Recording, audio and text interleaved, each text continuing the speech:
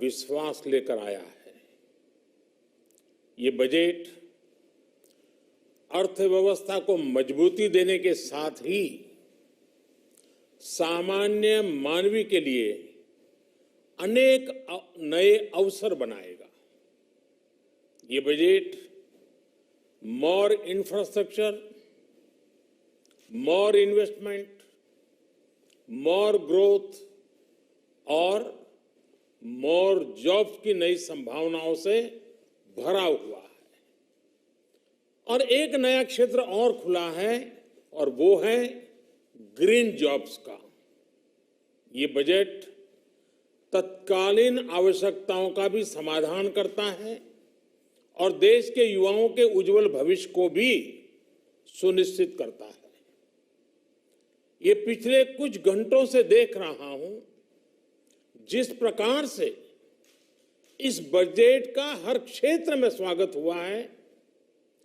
सामान्य मानवी की जो सकारात्मक प्रतिक्रिया आई है उसने जनता जनार्दन की सेवा का हमारा उत्साह अनेक गुना बढ़ा दिया है।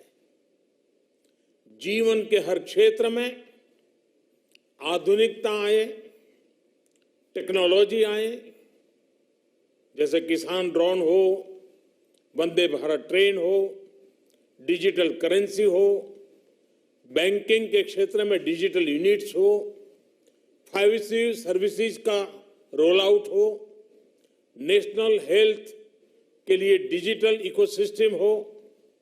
इनका लाभ हमारे युवा, हमारे मध्यम वर्ग, गरीब, दलित, पिछड़े, ये सभी वर्गों को मिलेगा। इस बजट का एक महत्वपूर्ण पहलू है गरीब का कल्याण। हर गरीब के पास पक्का घर हो, नल से जल आता हो, उसके पास शौचालय हो, गैस की सुविधा हो, इन सभी पर विशेष ध्यान दिया गया है। इसके साथ ही आधुनिक इंटरनेट कनेक्टिविटी पर भी उतना ही जोर है। जो भारत के पहाड़ी क्षेत्र हैं, हिमालय का पूरा पट्टा, जहां जीवन आसान बने, वहां से पलायन ना हो, इसे ध्यान में रखते हुए भी नई घोषणा की गई है। हिमाचल, उत्तराखंड, जम्मू कश्मीर, नॉर्थ ईस्ट ऐसे क्षेत्रों के लिए पहली बार देश में पर्वतमाला योजना शुरू की जा रही है।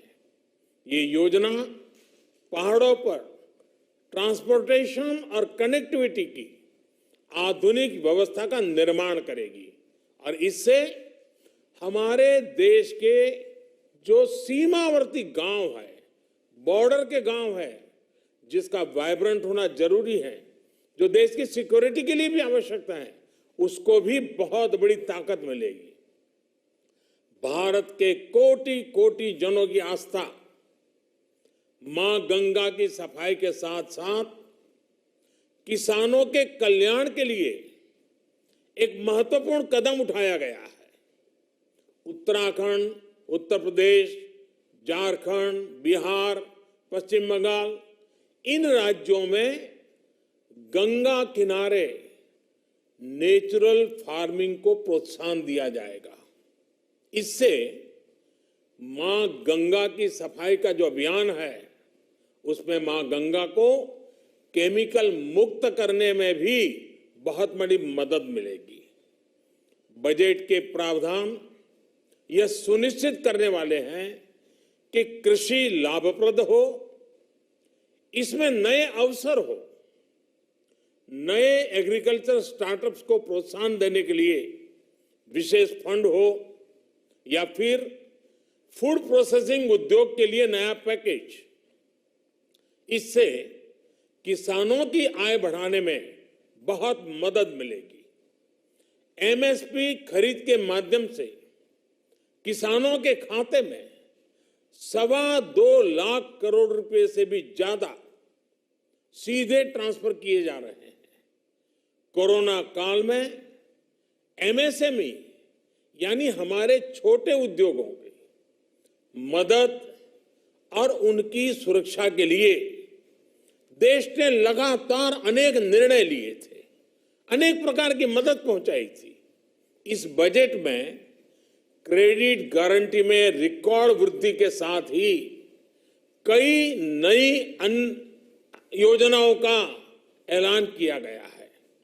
डिफेंस के कैपिटल बजट का 68% डोमेस्टिक इंडस्ट्री को रिजर्व करने का भी बड़ा लाभ भारत के एमएसएमई सेक्टर को मिलेगा। ये आत्मनिर्भरता की तरफ बहुत बड़ा मजबूत कदम है। 7.5 लाख करोड़ रुपए के पब्लिक इन्वेस्टमेंट से अर्थव्यवस्था को नई गति के साथ ही छोटे और अन्य उद्योगों के लिए नए अवसर भी बनेंगे। मैं वित्त मंत्री निर्मला जी और उनकी पूरी टीम को इस पीपल फ्रेंडली और प्रोग्रेसिव बजट के लिए बहुत बहुत बधाई देता हूं। कल भारतीय जनता पार्टी ने मुझे सुबह 11 बजे बजट और आत्मनिर्भर भारत विषय पर बात करने के लिए निमंत्रित किया है। कल 11 बजे मैं बजट के इस विषय पर विस्तार से बात करूंगा। आज इतना काफी है।